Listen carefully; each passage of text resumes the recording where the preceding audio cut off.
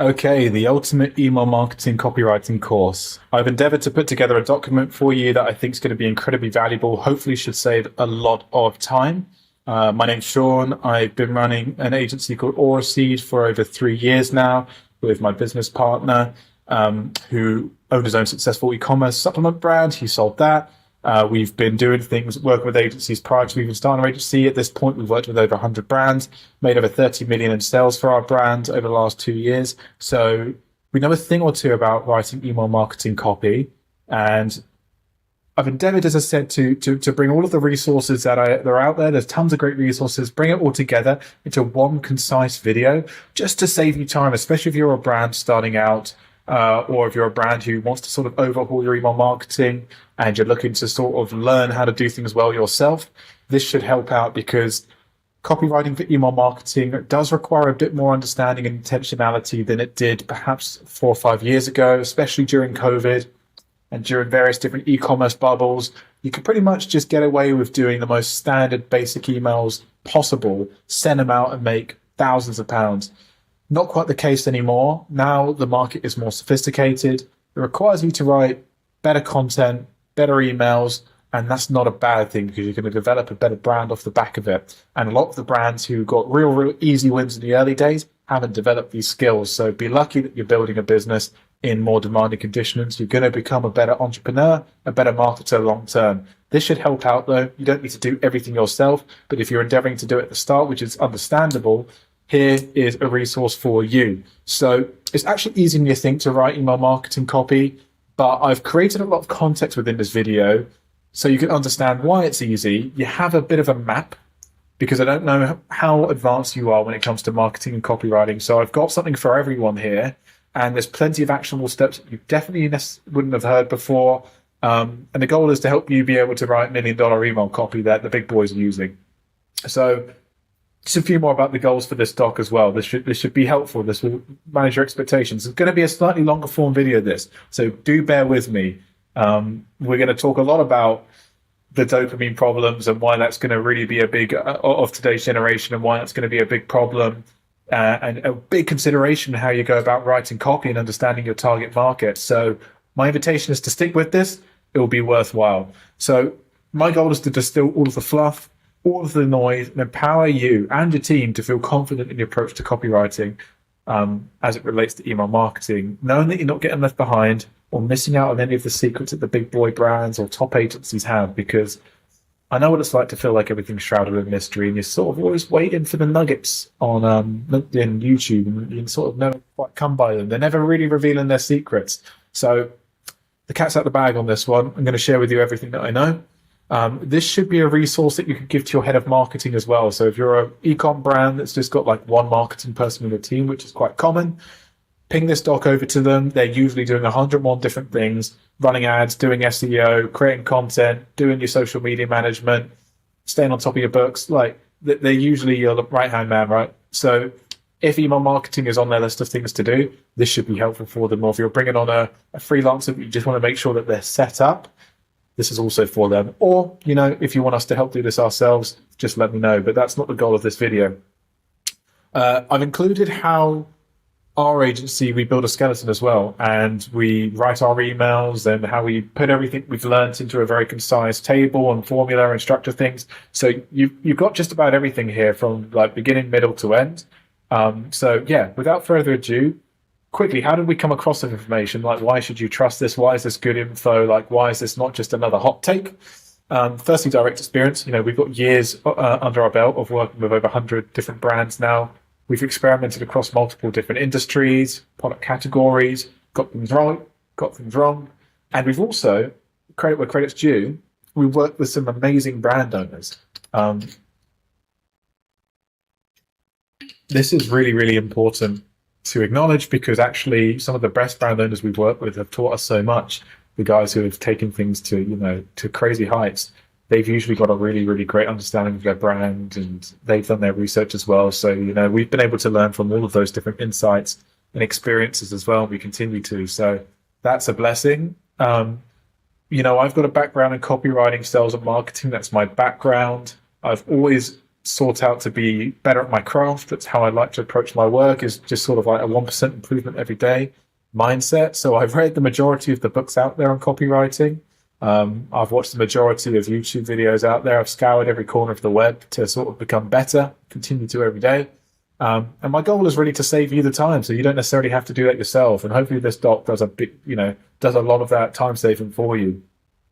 Also, we've got a culture of learning here as well, and I've already touched on that. So like, I want to filter out the hot takes and just get to the principles, because what really upsets me or really annoys me is sometimes you see some of the more junior agencies, there's thousands of them on LinkedIn, and they'll have one post with a hot take and then they'll actually contradict themselves about 3 or 4 times later. And we want to, that can be confusing, especially when you're just trying to learn as a brand owner and trying to get things right with your email marketing. And also, we've been Klaviyo partners. Like, at the end of the day, they are best in class. They sit on the data. Asking them what's working and what they're seeing from their analytics is like asking the meta teams their algorithms for like getting more engagement on Instagram and Facebook. They sit on the data. They know how it's, they know the platform better than anyone else. So, we tap into that resource very, very often, and we sit on calls with them often. We meet them in person, and that is a beautiful resource that I get to share with you here as well. This is all sort of worked into our insights. So firstly, like, what's copywriting and what's actually relevant to email marketing? It's important to outline this because copywriting is very large. You could do copywriting for many different domains, and copywriting for email marketing is not the same as how it would be for certain other domains. Like, in the world of copywriting, there are many different principles and frameworks and formulas and acronyms, direct response copywriting, and not necessarily all of it's relevant to email marketing. So you do need to learn that. And especially if you're just solo doing email marketing copywriting, it's good to understand like what makes sense and what's just overwhelm. So it would be a mistake to spend hundreds of hours learning all of these different frameworks, I believe, for email marketing. We've done it. If it's genuinely interesting to you, great. Copywriting is a very high leverage skill. It's going to help you in business across the board. It's going to help you be able to distinguish what good copy is and have a better eye for it. So it's not a bad thing to go and learn those things, but it shouldn't be at the top of your to-do list. I want to include this diagram here because I don't think too many people make the delineation between copywriting and content writing. It's interesting to make this distinction so you have it in your brain. Copywriting and content writing are different sciences. They have a different approach. The main thing is they have a different intention. So it's good to have that delineation and be mindful of how to deploy those different skills and those different intentions with a diverse content calendar. For example, if you've got like 10 campaigns that you're going to do in a month, it's probably good to define if you want them to be more content heavy or if they're going to be brand builders, and there's going to be a bit of content writing in there as well. And the goal is not to make a direct response sale and get them to take an action straight away. That's good to know. So like, what would a snappy definition of the two different sciences be? Well, copy conveys an impression, whereas content writing tends to be more in-depth and explanatory. Super layman's terms should be helpful. I think this nice chewy banner was always like a real good, helpful if you're new to this understanding of like what copywriting is versus content writing. This is not content writing, this is copywriting. Like, warm up their wardrobe, shop our new line of cool weather pet fashions, cheeky image here. It's got like a very sort of like warm feel to it, and it's got a strong CTA here to shop now. So the goal of that, if you see that, is to go, oh wow, that looks super cute. It's about helping my pet warm up. In cold weather, I care about my pet. I've got an option to shop here and learn more. I'm going to go see more of these little dog gilets. So does a good job. It's punchy, creates a feeling, and leads to a CTA. Copywriting can be slightly longer than this. It's not always just as snappy as this. You'll see from examples we're going to get into later, but this should give a feel for like what the goal of copywriting is. In marketing, direct response copywriting is a form of copy that compels the reader to take an action now rather than later. If you haven't heard of that term, direct response copywriting, it's about getting someone to take an action now. That's why it's create direct response baked within the word. I've heard someone brilliantly describe this, and I'm going to nick it. It's really, really good. Direct response, however, is an objective, not a style. I think that's really, really good because you're not then pinned down to a style or an objective. So now you know what the goal is. It's to get someone to take an action now. The style can be malleable. It can match whatever the brand is and the brand guidelines and ideal customer profile and all of this stuff. So once you have that objective in mind, you have your coordinates, and then the style can work its way around what the intention and the objective is. And I think that's really, really cool. So, like consider the difference between TV commercial and Facebook ads. Whereas TV commercials are not always necessarily direct response, they're brand builders. It would be hard to get a real direct response out of TV ads. You could do, and some people do, but I think it's still a good, helpful distinction nonetheless. Facebook ad strategies are often less about solid brand awareness, for example, and it's about getting you to take an action straight away. And again, there's a caveat to this because a good Facebook ad strategy will have a brand between direct response to ads and brand builders as well, where there's no clear CVA, there's no clear call to action or like goal. It's just about putting your brand on the map. Lots of cool brands that we'll look into later, like Dr. Squash, Harry's Razors. They've taken this approach of a diverse, and if you've got the budget for it, especially for Facebook ads, that's definitely what you should be doing. But in the following steps, I want to share with you everything you need to get your email marketing copywriting down now that you've got a sort of little bit more of a framework if you didn't have it already. And hopefully get your copywriting for emails down to around 10 to 20 minutes per email, which should ultimately save you a lot of time. But the content should be so good, it should be making you more money as well. So this could be transformative to your brand's bottom line. So here we go. Here's the good stuff. So first and foremost, you need to know your audience. I know, I feel like you probably hear everyone saying that. I definitely did as well, but it took a long time for the penny to drop on how important this was. So if you do the work on the front end, and I mean this, if you really do the work on the front end, if you're an agency or a brand owner, you know who you're writing to, you can save so much time in the long run and make way much more money. It's like going through some initial painful steps at the beginning is going to make days after that just more profitable and more enjoyable. So like, it's just that delayed gratification thing. You got to do this. And then once you understand it's going to benefit you in the long term, you're going to enjoy doing it more.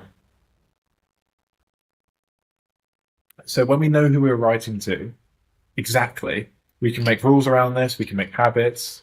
We can get into flow better as well. Could we start to build consistency in how we write?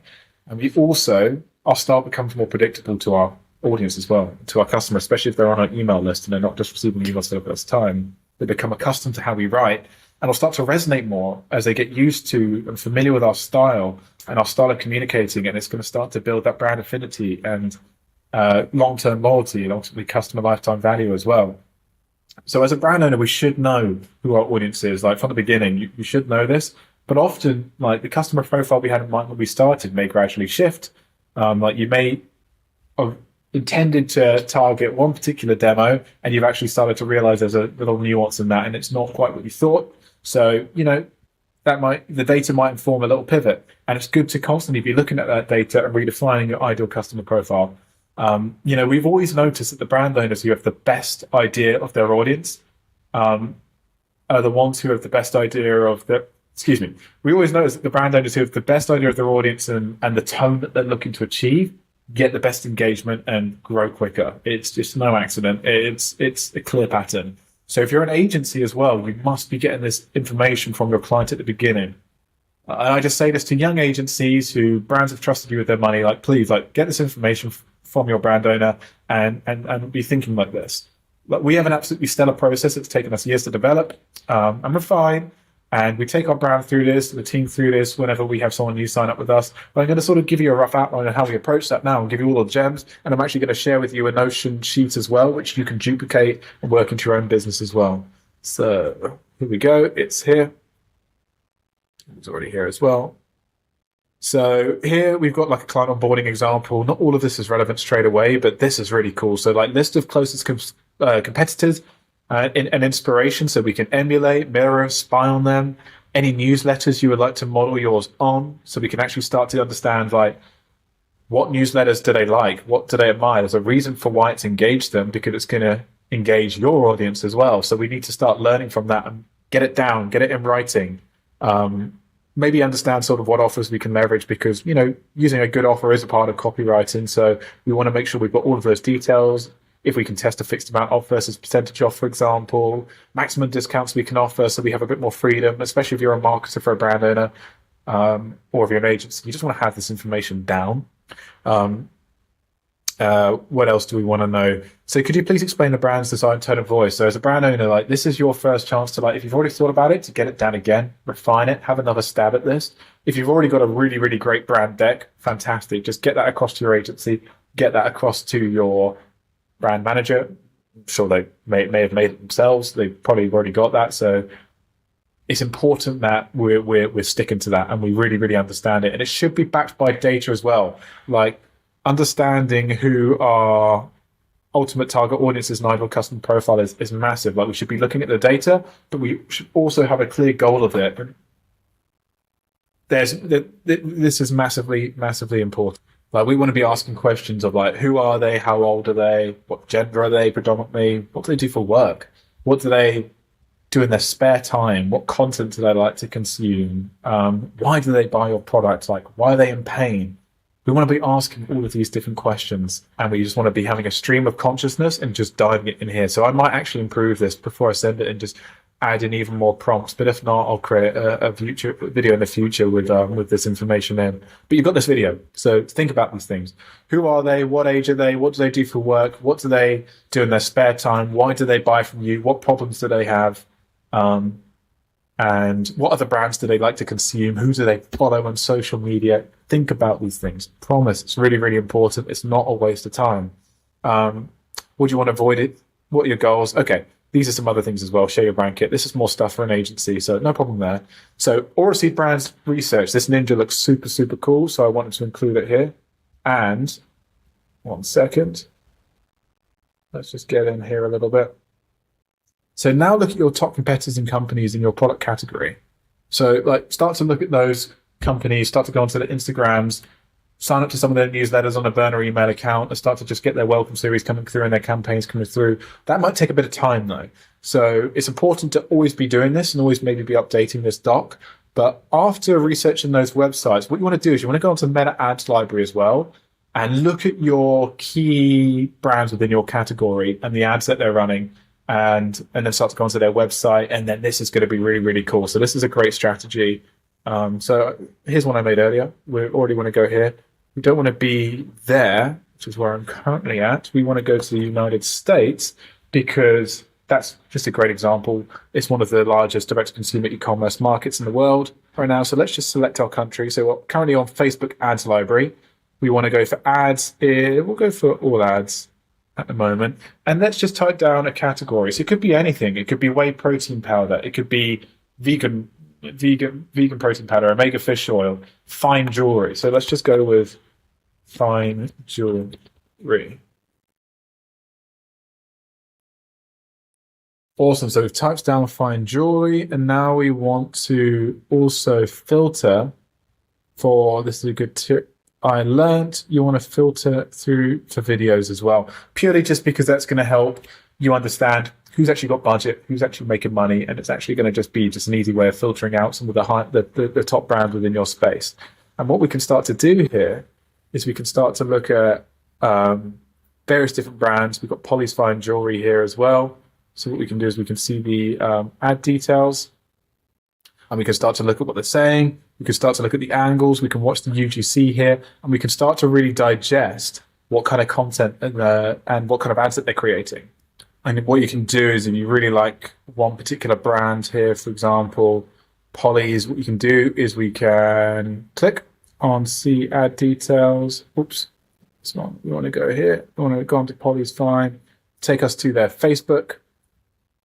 We can go to about. We can go to page transparency, see all, and then we can go to ads library. This is really cool.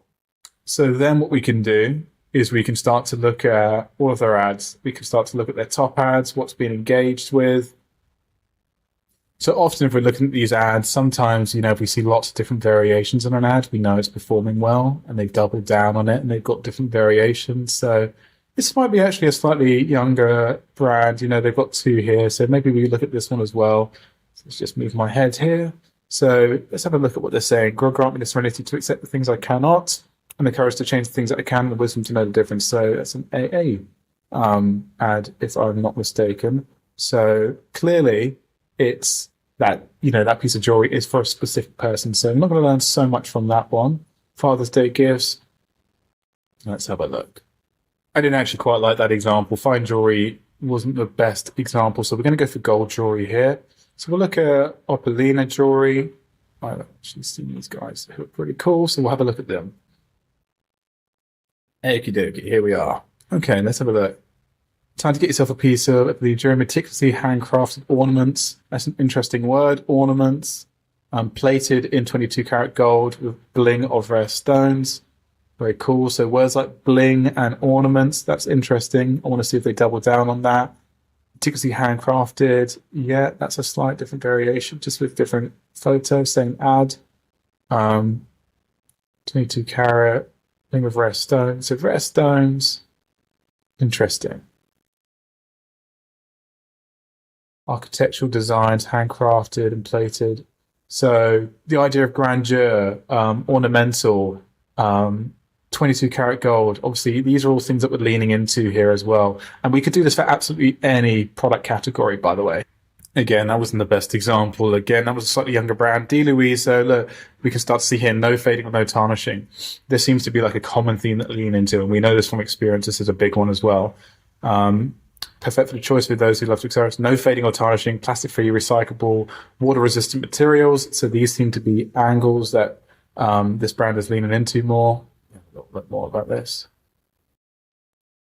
So what the goal is to do is to find brands in your space who are killing it, who are exactly where you would like to be, maybe competitors, and look at their ads library and start to look for some of these words, right? Start to look for no fading or tarnishing. Like, these are benefits that we want to sell. These are benefits that we want to sell, and these are words that we want to use because we want to be very, very intentional with our email marketing copy. So we want to start making a list of this. So this is just an example. Like, go and do this yourself for your brands. Trust me, there's a treasure trove of gold here. So, for example, no tarnishing or fading, plastic-free, recyclable, all going to be big ones. Accessorize, perfect for those who love to accessorize. If you're a man and you're writing email marketing for a client, you need to understand these ideas because you may not accessorize yourself. You should do this. Nothing wrong with accessorizing. So, like, once we've done this, what we can do is we can start to look at the multiple versions as well, and we can see where they've delineated things. But what I would actually recommend is going to the website. And here we go. Like, we can then, for example, let's say we've got a similar jewelry brand to D. Louise. We can start to go here and go, like, awesome UGC content that they've got here. We can start to look at that offer. Not bad. What we can start to do is we can say, like, what a customer saying, I was so fed up with my jewelry tarnishing. I love this brand. You can watch some of these videos. Genuinely tarnish-free, perfume-proof, waterproof. You need to be making a note of all of these things. So looking at the reviews here, just love it. Even taken it off, it hasn't tarnished once. So, like, ideas of, like, I'm never going to take this off. Like, I want jewelry which is never going to tarnish, but I'm also never going to take off. I haven't taken it off for 8 months. So these are things that your customers want. They want jewelry that they can just never take off. Goes with every outfit. Always feels premium and luxury, but also every day. Perfume-proof, waterproof. These are all really, really cool nuggets that we should be writing down here. And again, traditional jewelry failed me. And read the story, read why it resonates, how brand's grown. So you have to read through these things and start making notes. And then what we want to do is, I've written this out for you, is you want to come in here and you want to write keywords. So everything there that I just said, like all of these keywords, you want to write those down. Anything that stands out to you, if it's a supplement brand, if it's a jewelry brand, it's a fashion brand, any keywords that are just standing out to you. So we'll just do it together. We could just do it together, and we're just doing this live now. Tarnish-free, perfume-proof, waterproof, non-tarnishing. What else have we got here? You maybe want to come to a product. For example, you can go to a product collection, look at description. You can go shimmering. So shimmering's a good one. Add shine. You want to add shine. You want shiny, elegance, minimalist. Start writing all of these things down. Start building up your library. You can do the same with the reviews as well, but we're going to get to reviews now. So you want to come here and start writing down all of your keywords. And a lot of the keywords there you would have noticed are angles. Jewelry, again, is a tricky one to do. Like, we've got years of experience with jewelry brands. That's why I've chosen it. But I've realized that probably, looking at a supplement brand might be more helpful for you. A fashion brand, it really depends on what kind of company you are. But key angles are things like, so if you're a supplement brand, a key angle could be sleep, or it could be like erectile dysfunction. For a jewelry brand, it could be luxury, but a contemporary design. So that could be the angle, like luxury jewelry, but modern and bold and daring. It could be the fact that it's sustainable. Like that could be the angle that wins people on your jewelry. Like, it's like, what's the supply chain like? Like, what's the manufacturing process? Is it handcrafted? Like, is that what wins people? Do you have like zodiac signs, for example? And people can have like customized, whatever it might be. What are the angles that are working? And again, you should be able to deduce this from the ads as well. Like, what are the angles? So again, if you're a supplement brand, are they always writing ads on sleep, or are they doing it on like mental clarity, brain fog? Like, whatever the angles are, write those down. And those are angles that you should be considering as well and testing with and using in your emails. You want to look for benefits as well. And something like jewelry, you have to think a little bit out the box. Again, you need to go and do, within the week, there should be a week-long phase, going and look at benefits for the jewelry. So for jewelry, it could be no longer needing to constantly go down to a store and replacing cheap jewelry and filler jewelry for this fine jewelry. No longer having like green fingers, for example. This is very similar to pain solved as well. So benefits could be, I've got luxury jewelry at a reasonable price. I'm not breaking the bank. I don't have to like break the bank to wear luxury. I don't have to wear outdated looking jewelry or old looking designs while wearing solid gold. Like, I want to wear solid gold, but usually it looks like jewelry from the 90s. And I want to look like it's something that's going to go with my fresh drip at the festival. So I actually look young, and I look young and I look like I'm wearing something that's fashionable while at the same time having the luxury and the elegance. That could be a benefit. So you want to start to write these things down. And the only way you're going to do it is by just going all in. So pain solved, you want to write down all's the pain. So like, if it's a supplement brand, for example, like, can you not sleep? Is that causing you to feel like you can't perform at work? Is that causing you to feel like you're tired and you can't show up for your family? Is it feeling like you can't go out and like make the money that you want because you're tired? Like, what are the pains? What are the pains that your competitors are selling on? What are the pains that your customers have? This should all start to tie together. So you should already have some of this information here, and you want to bring more of it here from what you're learning. Go onto your customer's Instagram as well. Start to look at different angles that they're taking there as well. So you also want to do some competitor mining. I'm not going to do it right now. Sometimes on the websites, they can be faked a little bit. So you always want to be careful with that. A great one is, if you can, like if the product's being sold on Amazon, go there. If they've got Trustpilot, go there. If they've got Google reviews, go there. Wherever they've got reviews, you want to go. You want to look at the positives, and then you want to look at why people bought them.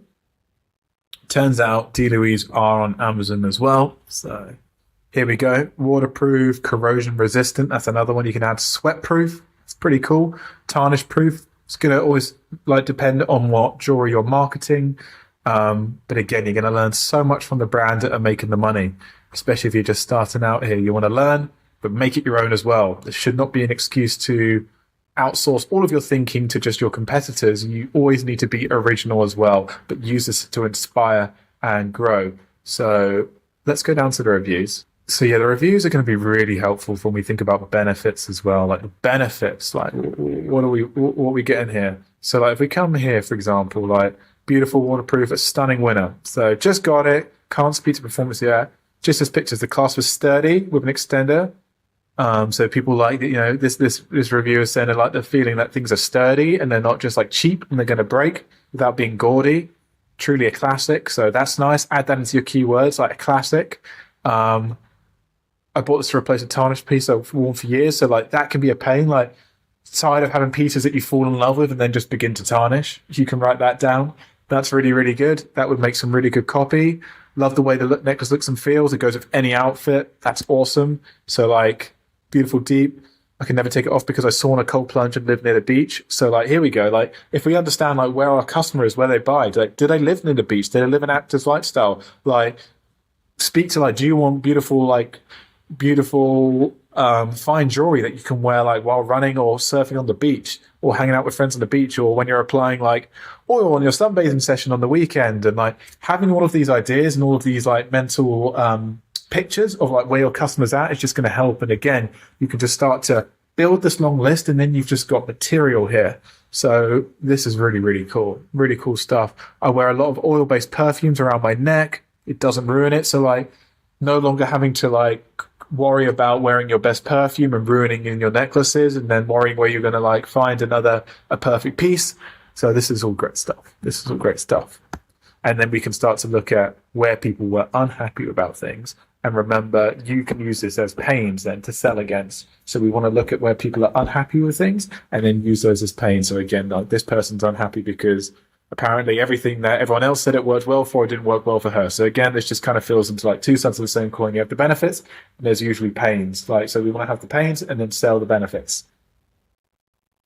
And I've got plenty more juice here for you as well. So just start filling these out. But additional research insights, so like go onto YouTube. It may not always be appropriate for jewelry, but actually, hell, I think it would be. There's probably so many styling channels, and so many influencers. And like, let's say an influencer you admire has got like an empire of a jewelry brand, which really like inspires you to start yours. And this could be applicable for any product category. Go look at like some of their content. Like, what are they saying in interviews? Like, what are they saying on like their blog or their blog if they have one? And like, what kind of content are they creating? Go watch some of those. Like, what have you got to lose? Like, the goal is here to build your brand and create awesome content that's going to make money and attract the right customers over the long term and be like another fantastic brand. Like, for example, there's certain clothing brands that I buy from that I just think nail it, or supplement brands. If I find another supplement brand doing things at the same level and have just a slight unique nuance as well, and maybe something that this brand didn't have, I'm going to be checking them out, especially if they walking and talking similar to the ones that I resonate with, and then they have something slightly different as well. That's going to tie you in as a consumer. So you want to go through all of this. What do you want to avoid in your content marketing? This is actually some previous things that are just there from the from past clients. That's not super necessary. I think these are the ones to focus on. Science and research. So go and look into this as well. You can do this as you go. You can use ChatGPT to help you with this if you need. But like, for example, like for supplements, like what can legally be said? What is actually being proven? Like, things have been proven by science, you can legally say it. Use those things. For sure, use those things. And yeah, like, who's our ultimate target audience? So like, this should be your Bible. You should be populating this. You should be putting headphones in with a coffee for 2 or 3 hours and just doing this hard.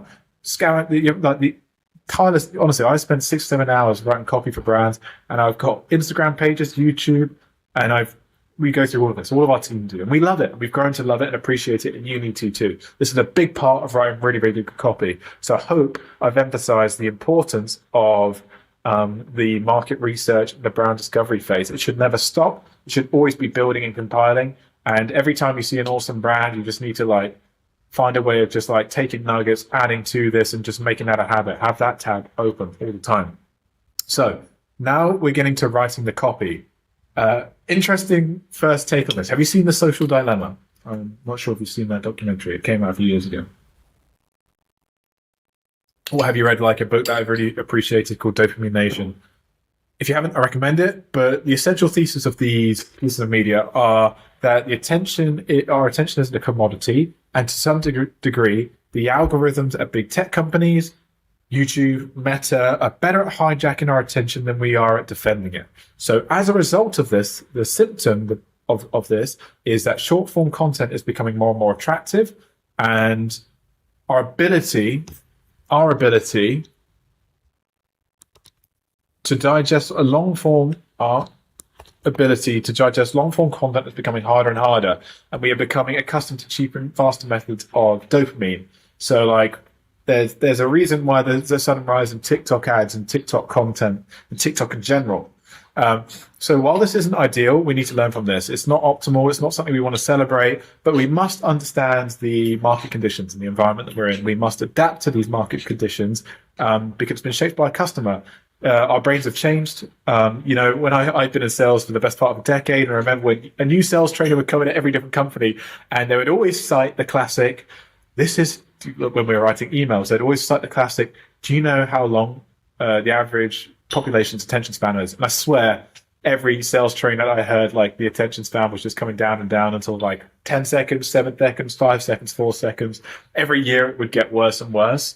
And that is really the case. Like, our ability, especially the younger generation's ability to sit down and consume longer form content, is becoming more and more diminished. So especially if that's your demo, like Gen Z is your demo, you need to have this in mind with how you're approaching things. And the overall sentiment is more concise, less fluff, more value, less fluff. So don't write for the sake of writing. Like, if you're a brand and you're an agency and you're writing for your brand, like, You might want to show that you're doing loads of great work, but if it's at the expense of writing emails that are going to engage, it's not worth it. Like you shouldn't be doing that. You should be able to articulate why they're of a certain length. So for example, look at this email below from True Classics, which I have no doubt kills it. Do you see any unnecessary fluff? And also, what's the angle here? The angle is looking for a good t-shirt and accessible price. And we'll see here. So let's have a look at this email. Where's the fluff? Like, welcome to True Classics. Offer. Show deals. Awesome. Nice hero image as well, superimposed onto the fabric at the background. That looks great. Customer favorites as well. And we've got 3 customer favorites. Since day one, our mission has been to help everyday guy look good and feel good in a perfectly fitted t-shirt and accessible price. So like, that is the angle. Like, we want guys to look fly in t-shirts that fit like a designer's fit at a reasonable price. Like every guy can have this. Every guy's got no excuse to have a really, really good fitting t-shirt. Like, and that's just such a class. It was just, they're a genius brand. So like, feel the difference. And they always have a nice before and after as well. Superimpose like user review. So that's valuable as well. It's going to add credibility.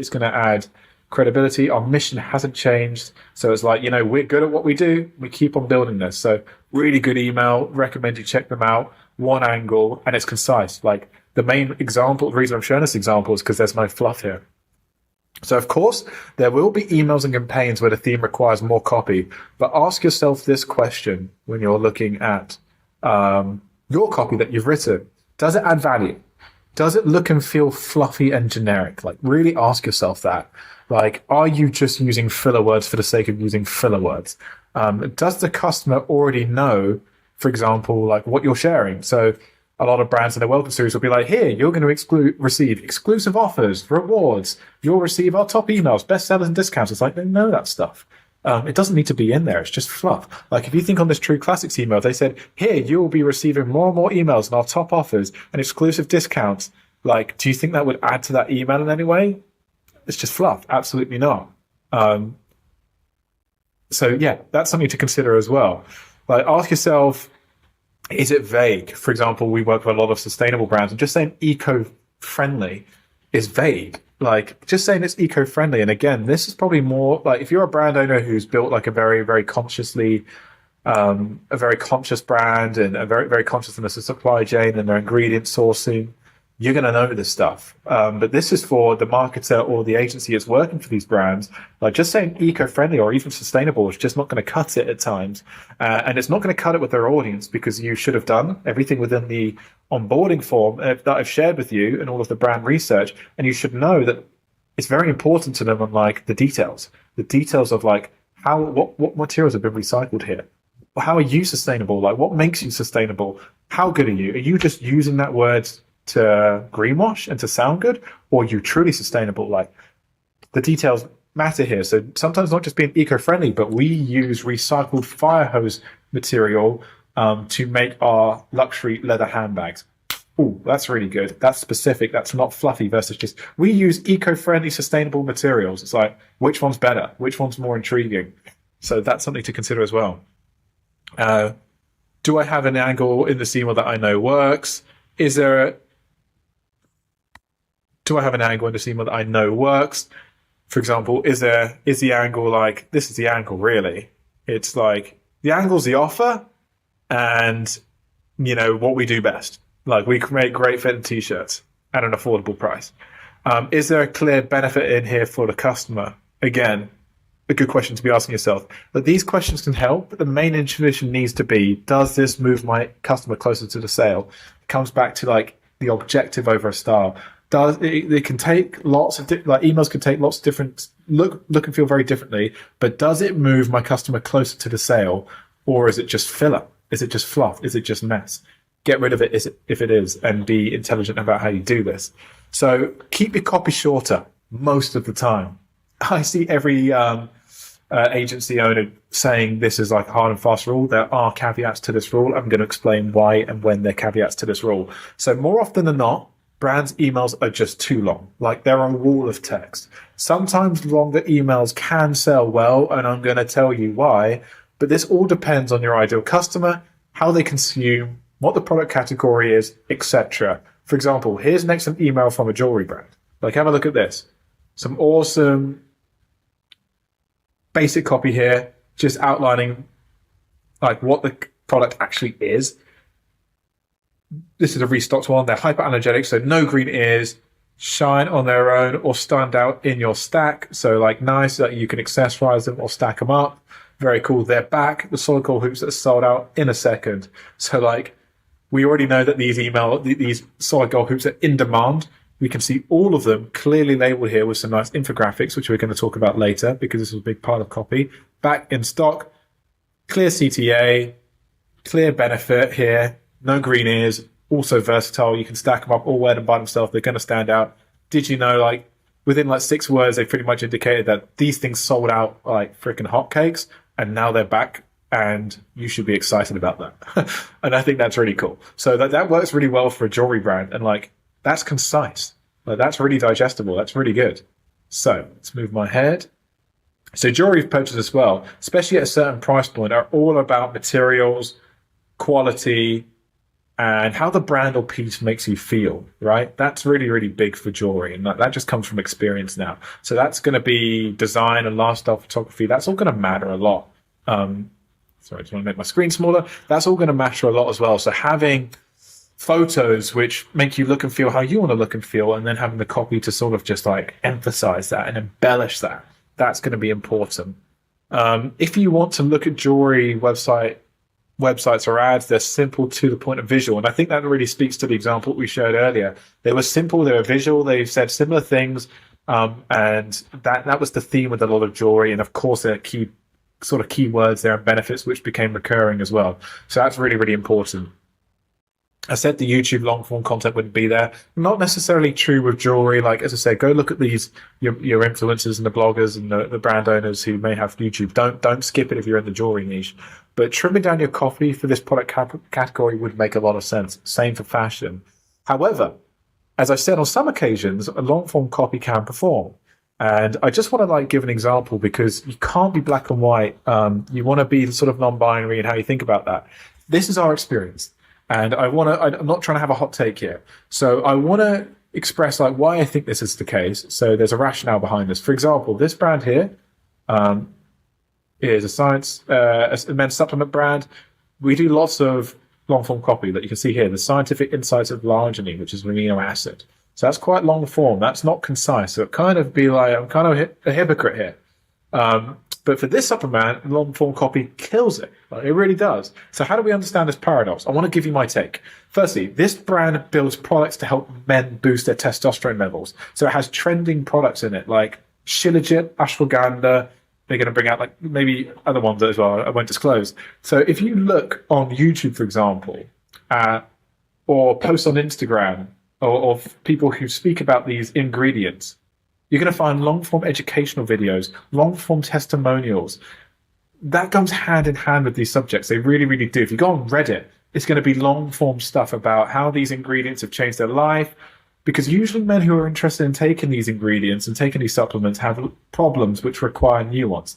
They have problems with their life, their energy, and its impact in their life. There's a lot of pain around that.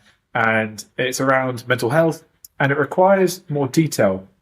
So it's actually appropriate for this audience, like the people who are seeking out this. And I go into it here. This brand's philosophy is about fighting against quick fixes, and it's very stoic in nature. So it attracts those kind of customers. So it actually is like the antidote to like the Gen Z dopamine problem. Like, this brand is all about taking long-term solutions, holistic health and wellness. So that particular customer is actually going to appreciate a bit more meat on the bone. And none of this stuff is fluff, by the way. Like, a lot of it's science, a lot of it's very empowering, and a lot of it's very inspiring. And this stuff makes people buy. It really, really does. So to get you out of your rigid black and white, like everyone's saying that my like copy should be concise. Like, if you fall into this category in whatever shade of gray, have this in mind as well. This could be appropriate. But full transparency, we need to continue testing with shorter copy to balance out the campaign, sort of like the content pillars for this brand. Like, we're still humans, and you know, their audience is full of humans with a hindered attention span, and they still have a list of non-purchases. Like, every brand has a list of non-purchases. So maybe those non-purchases aren't actually don't have the attention to dive into these emails and aren't getting the benefit from them. So maybe they would benefit from some of these key benefits and the pain points distilled down. and they might actually gravitate towards more punchy, value-led content. So listen, like at the end of the day, these emails perform so well for this brand. We have the sentiment, if it's not broken, don't fix it, but we need to always stay outside of our comfort zone and continue growing. So this is something we're continuing to test.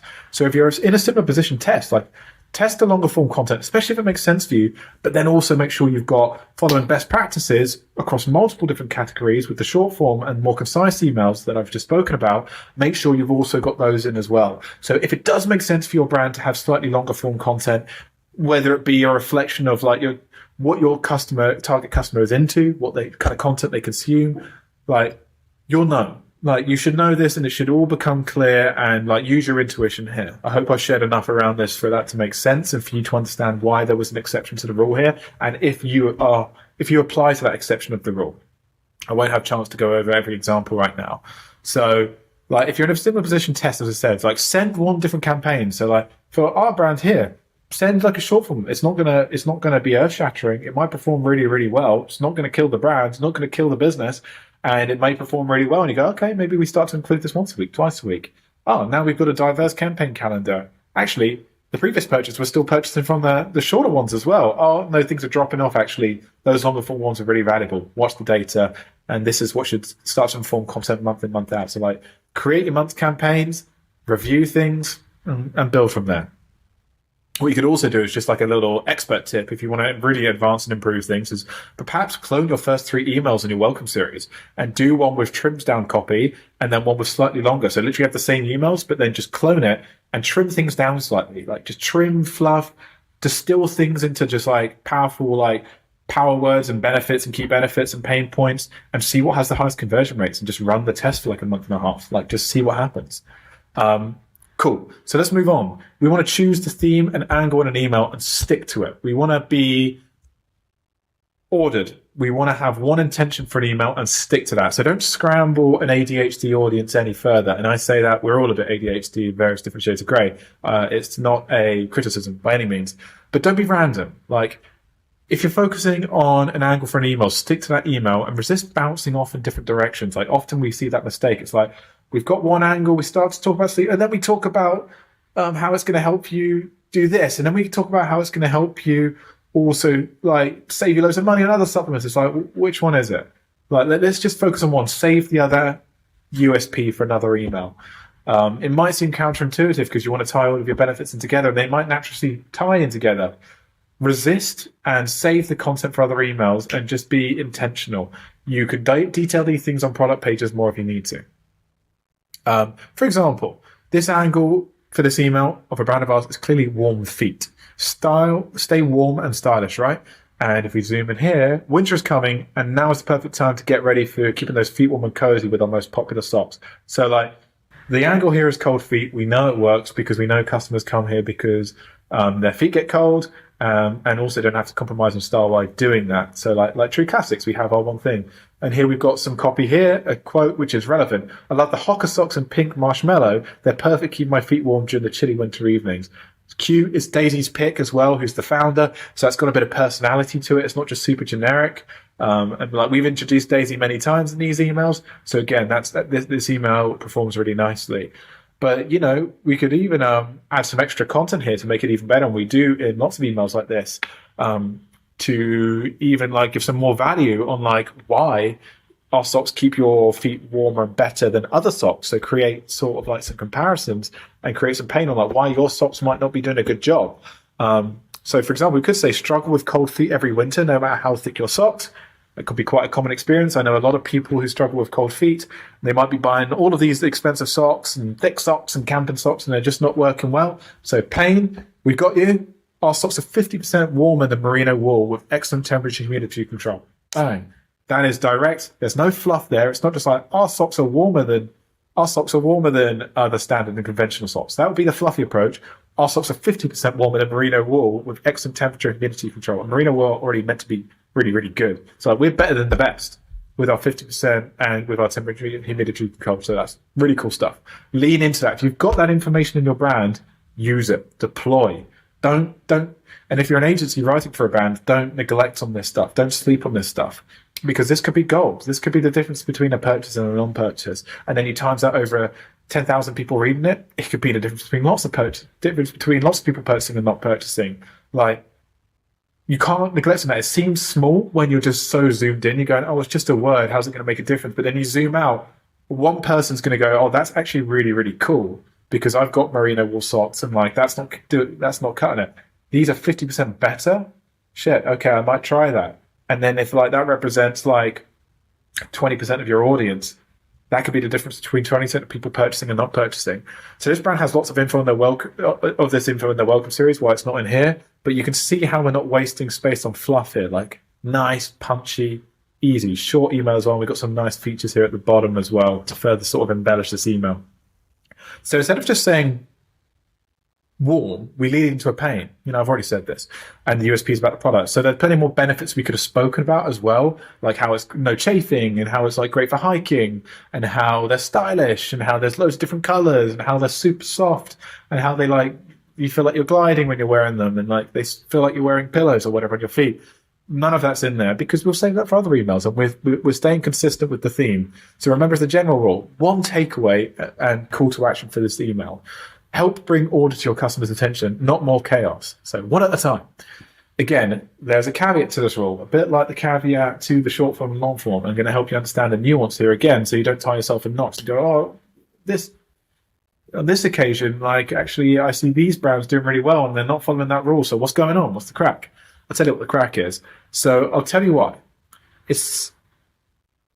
There is a caveat to this rule, and not every email marketer is going to tell you why there's a caveat to the rule. There's a reason this information is missing in a lot of videos.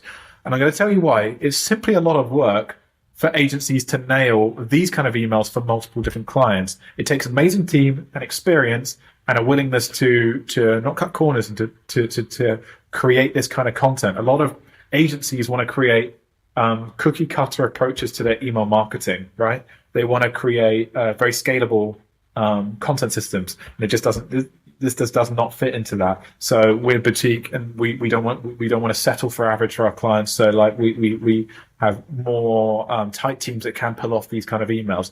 So let me show you an example of a brand who hasn't quite followed this rule of a single intention, like LMS. Super cool. One of my brands partners that we work with, a jewelry brand, actually put me onto LMS. So look at this. Like on holiday, meet Eloise, holiday destination New York.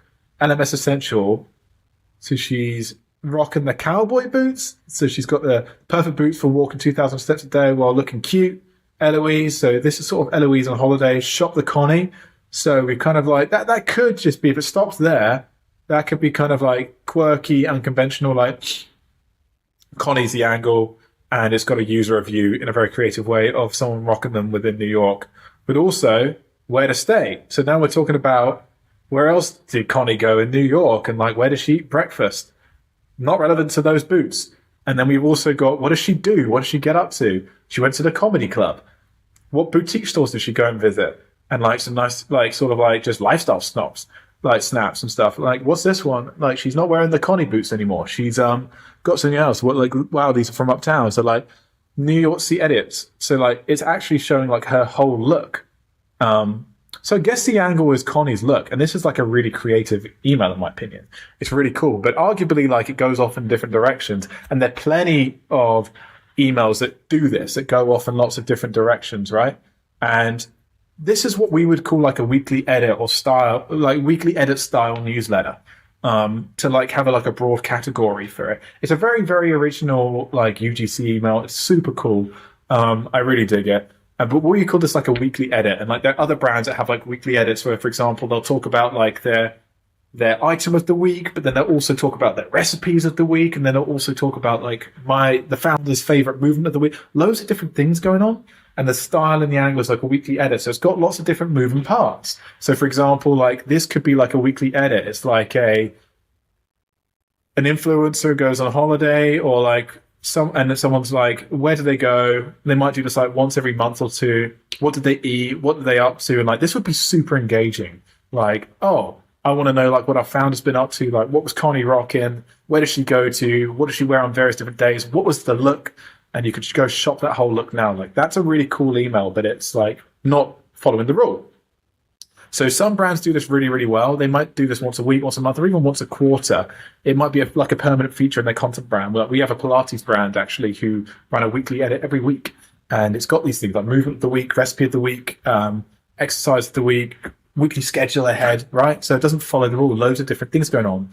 Items in the shop of the week. So like, why do these work? Because as much people as we've spoken to have a dopamine problem, have short attention spans, they're also starving for good quality content.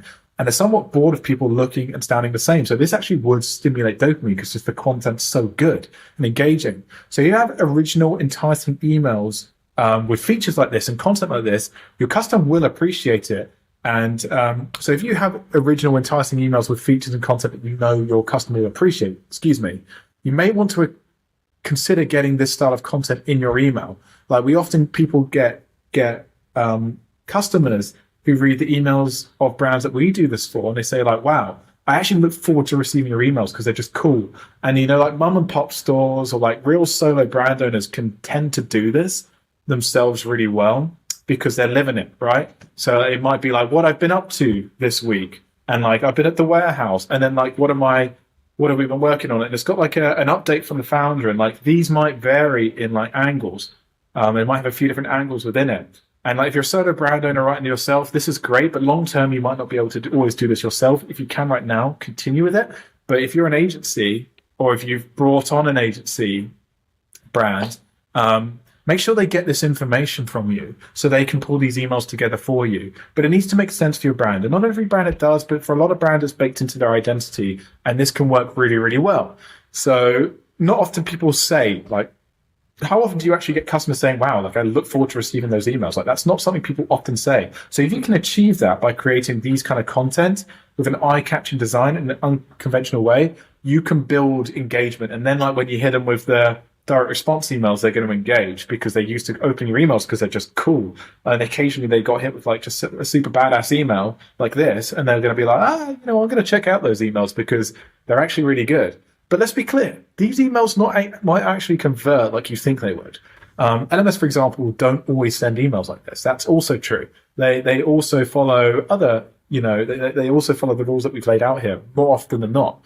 But, these can build engagements, as I said, and can set you up for them when you do hit them with like the more direct response emails that you're going to get a high engagement rate. So here we broke the rules for keeping things streamlined, but with a purpose. This would be considered a brand builder, and it would be part of a diverse monthly or quarterly campaign calendar. Here are some examples of emails like this that we also do for other brands. So like this is a brand of ours called Uji. Like, look, literally like almost has like a magazine-like aesthetic, has almost zero copy, little punchy nuggets here. So in spring, we took off to Los Cabos in Mexico for international. Naturally, we're still not over our time here. So we've got some gorgeous things here, and we're talking about the model. And it's essentially just a nice lookbook here with some nice little, nice overlay here. And you have to know your audience. Like this comes down to knowing your brand, having a vision for your brand, and modeling competitors as well. So this lookbook really drives engagement, but it might not necessarily always be their biggest revenue generator, but then it also sets up later direct response emails to really, really slay. And people just love receiving this stuff. It just makes them feel so worth considering. Another principle, don't be boring. Like this is from Ogilvy, who's an OG marketer, copywriter. He's one of the OGs in the space. You cannot bore people into buying your product. You can only interest them into buying it. Very, very true. So we want to lean into everything that we've done from the start here to use words that are going to resonate with our customer. Like the way we don't bore our customer is by speaking to them about things they're interested in. Like if you go to a dinner party and you just start, what's like the number one rule? Like if you're trying to like get better at small talk and getting on with people and engage people in conversation, like you want to learn about what they're interested in and ask them questions about that, speak about those things and make them feel like they truly understand them. That's how you do it, not by talking about things that you want to talk about. So like understand your customer. So like depending on your brand, be funny, use puns. Like if your brand, like know your audience, like are they going to appreciate funny? Like the top brands that you like modeling off, like are they funny? Like if they've got the audience that you want, how are they marketing them? Are they funny and witty at times? Find your own way of doing it, and like don't be afraid to. You can often spot ChatGPT a mile away, especially for people who use it really lazily.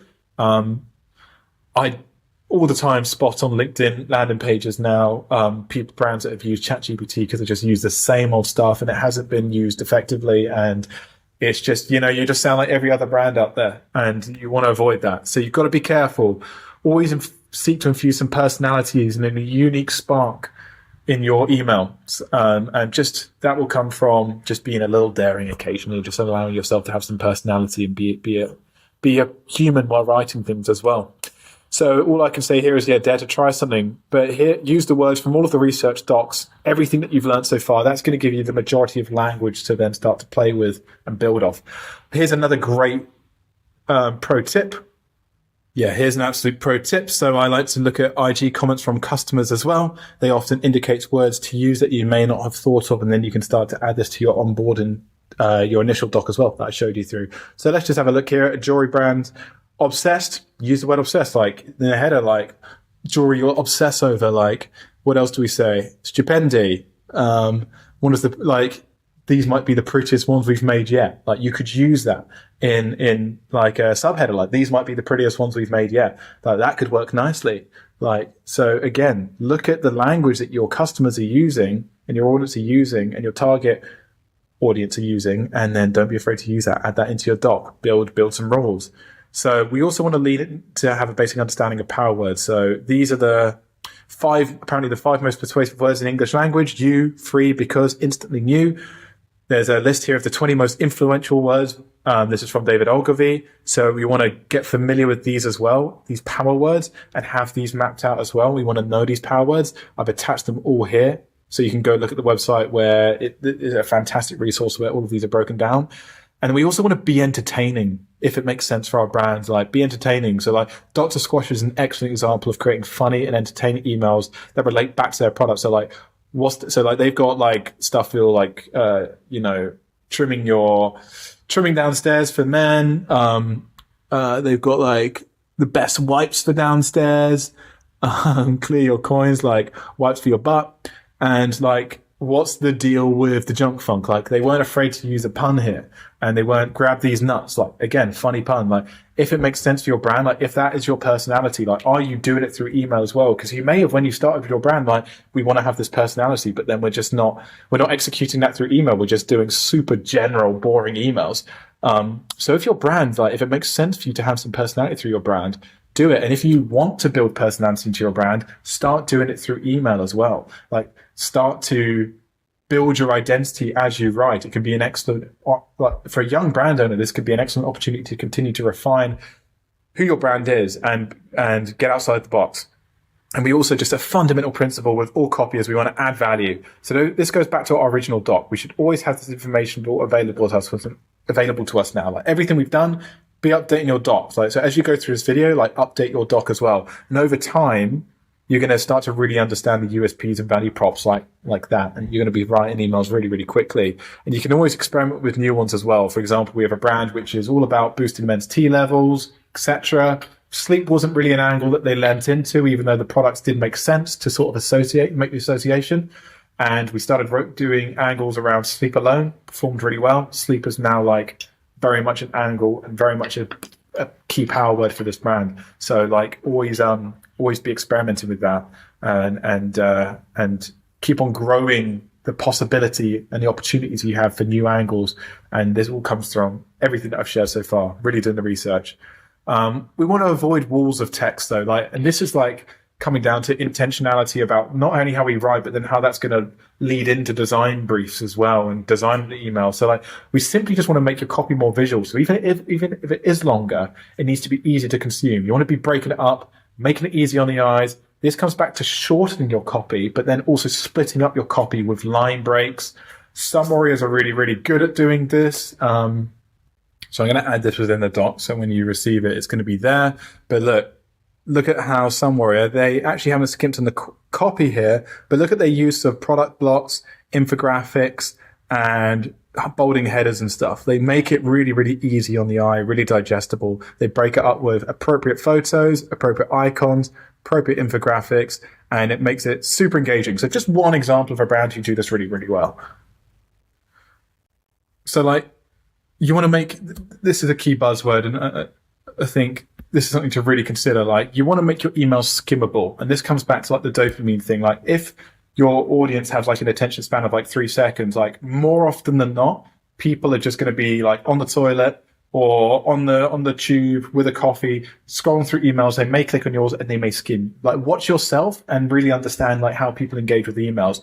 And what you're going to understand is that like they're going to be key landmarks on your email that are going to stand out to people. And a lot of people might only be reading your bolded subheadings. For example, we come to Sub Warriors. People might just go shop for summer, or to say start ultimate summer glow up. All right. Okay. Slim collagen boost. Okay.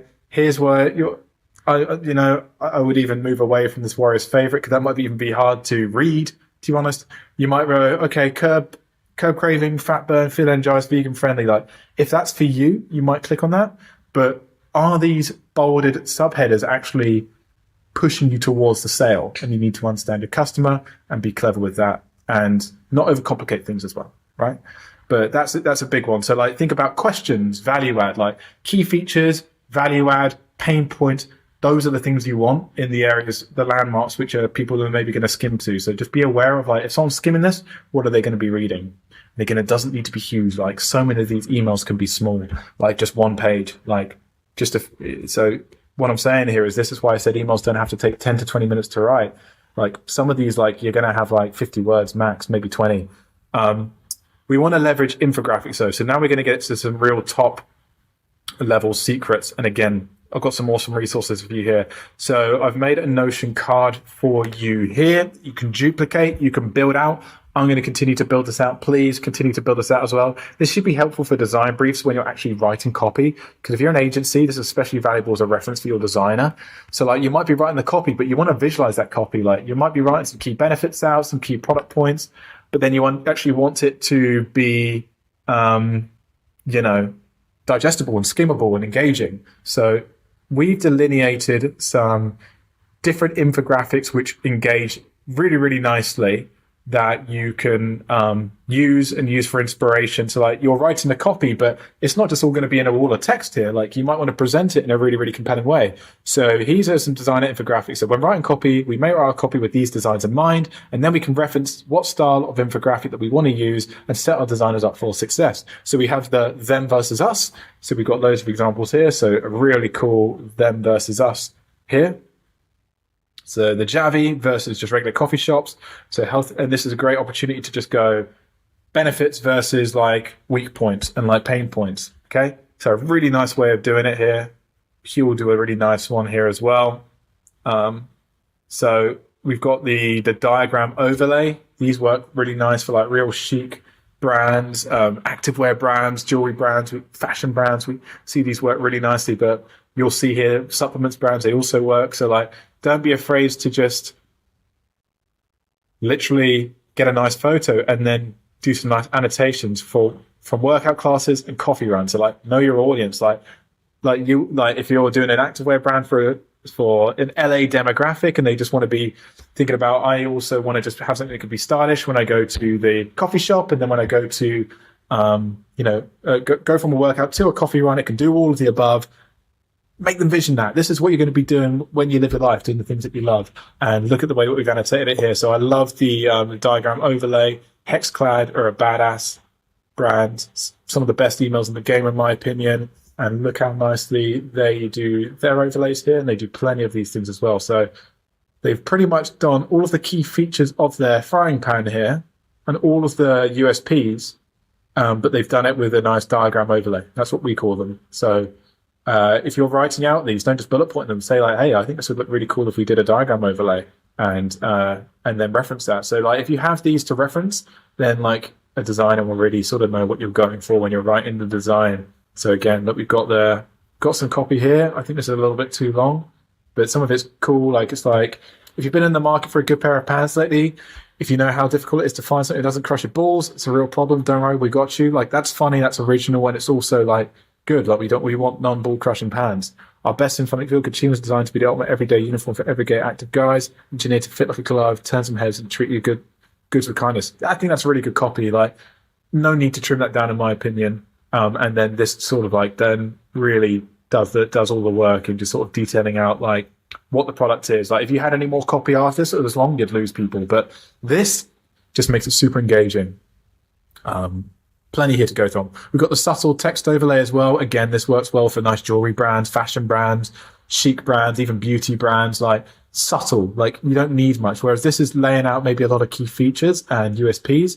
This one's more just like little details here and there, just peppered onto a really cool lifestyle shot, and these work really nicely. So again, this will just make your copy way more engaging. If you mix it up with a little bit of text here, for example, a little bit of copy here, and then we talk about the product ever so slightly, and then we just list out some key features here, who you are meant to be. So this isn't even key features, and this is why we made the slight delineation in this particular infographic. So this is the text overlay, not the diagram so much.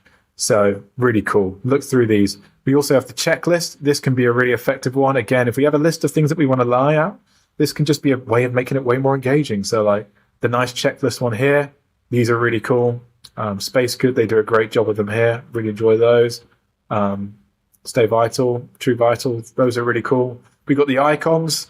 Again, I think these brands do an awesome job. So we've called these kind of infographics the icons, where it's like key features with icons. You can have supplements where sometimes they're pointing off. They can be quite similar to the diagrams, but usually we see these a lot in various different parts of the email. So yeah, slight difference, the icon. And we also like the timeline as well. These can be slightly more labor intensive. Not every email needs to have this, but for the right email, and especially if you're going to take time to build excellent flows, one of your welcome stories having a timeline on, it could be like your brand history, or it could be like your customer, a story, a narrative that makes sense to your customer. Like this one's about planning ahead all the way to sort of having the dish. This is really cool and really engaging. And, you most likely would read this email if it came through. Like it comes up on one page, no scrolling required, everything in there. And I just think that's excellent. And like the brand colors and everything are just superb. So that's all there for you as well. So now you sort of have an understanding of like when to go short, all of the keywords, all of the language that you want to be using, how to look and really like look at the lay of the land and understand brands that are doing things well and infuse that into your copy. And then I just want to add a final bit here at the end here. Like if you're using ChatGPT to help, if you're limited for time, you want to be really, really intentional with how you do it. You want to use it well. You don't want to be super generic. So you want to do all of everything that I shared first, go through all of this and have, especially this document here. You especially want to have this document here completely populated. And with this document here completely populated, you can then leverage ChatGPT more effectively. You want to come to ChatGPT and you want to have ChatGPT 4, because this is ultimately going to be the difference. So if you are going to do things in a rush, don't skip all of the groundwork out, because that's going to inform everything that you do here. But once you've got ChatGPT 4, what you want to then do is you want to come up, you want to come up to here, and you want to come to settings.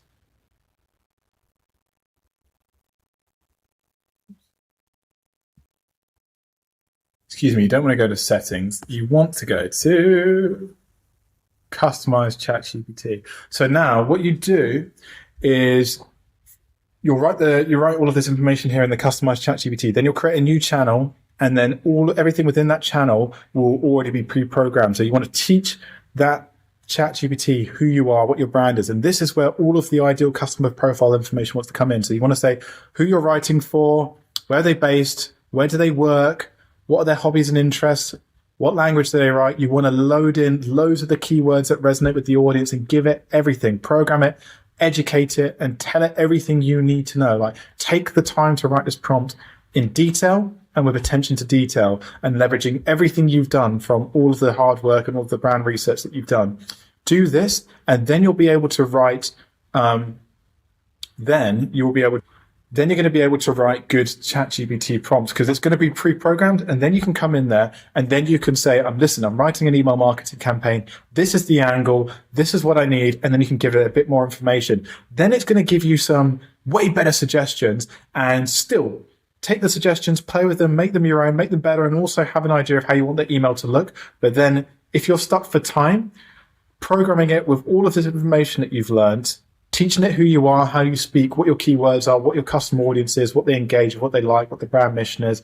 Once you've programmed your ChatGPT with all of that stuff, not ChatGPT 4, it's going to help you save a lot of time if you need to. We don't depend on this because we don't need to, because we've got the expertise in house. But this is something I really want you to understand. So you've got to understand and outline your customer profile, power words, your goals. You've got to program it and take the time to do it. And then it's really going to help you. And last but not least, I want to share this with you. This is where you can map out copy. So this is a really great way of just doing it. There are many different ways that I've seen doing it, but like subject line, preview text, hero image header, which is the main, we describe that as the main hero image, and subheader. So I'll give you an example. For some warriors, this would be the hero image. This is the header. This is the subheader. This is the CTA, right? So this would be Slim Collagen Boost. And then this would be Discover the Power of the Warrior's Favorite, right? Actually, no, tell a lie. It would be here. This would be Slim Collagen Boost. And then the subheader would be Discover the Power of the Warrior Favorite. So that would be there. Then you'd have your CTA. Then you can have your main body. And this is where you get creative. This is where you can write things. And then you could put brackets, for example, and you could put the kind of infographic style that you want. Send that to your designer. Send examples. You can write other key things here like reviews, testimonials. I recommend putting reviews and testimonials here.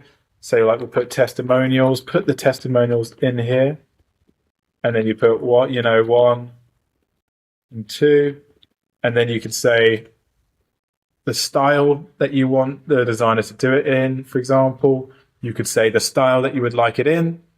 You could say, yeah, what kind of like, and you could even attach examples of what kind of like email styles that you want to do it in. So like organizing things in a nice table here can break down the email into different components. And then also if you're using ChatGPT, then you could just say, I need subject lines, preview text, headers, subheaders, CTAs, and here's my main body, or I just need main body, generate it for me from scratch. Like, give it ideas though. So not only pre-program it in the brief, ask for all of these different sections, but then also feed it content and information and the angle as well. So give it the angle, at least give ChatGPT the angle. Okay, that concludes the copywriting sort of like masterclass today. There's been a lot there, a lot of information. Go through it. Ask me questions in the comments if you've got any particular questions. If your brand's doing over £30,000 a month or $30,000 a month, reach out to us. We'll be able to help you. If you want to find experts who have years and years of doing this, or don't have the time to do this yourself, more than happy to help you out. If you want to implement all of this yourself as well, kudos, hats off to you. And I think if you're just starting out, I recommend sort of getting competent enough at all of this stuff. So I hope that's been helpful. See you next time.